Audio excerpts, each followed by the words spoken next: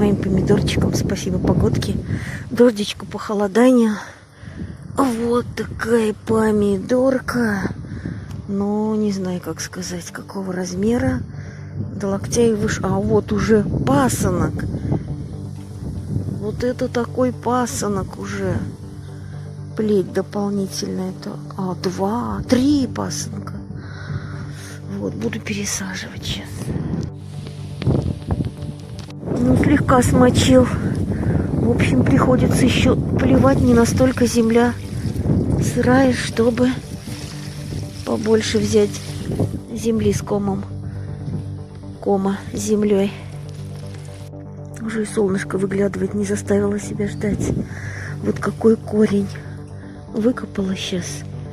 Длинный какой корень. Лежа клала помидорчик. И вот такой ширины. В общем, дождь только попугал вчера. Вот сейчас эту грядку залить надо, а воды нету. Вчера в самое начало этого дождичка уже доделали эту грядочку. А воду вчера вылила вот на этот лучок.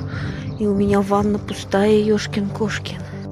На сантиметр смочил ли землю, не знаю. Пыль, конечно, не летит, но вот такой дождичек. Не знаю, вернется ли. Да, вот соломку расстелила, как нравится мне. Возле нута и возле моего парничка. Классно, когда соломка, прям так уютно мне нравится. Ветруган, только не знаю, слышно будет. Как на листьях малины видно ветер.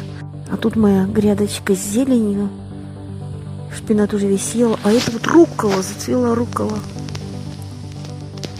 Тоже ветруган, охал ветруган. Сдуло с капусты у меня. Ну, капусточка бодрячком стоит.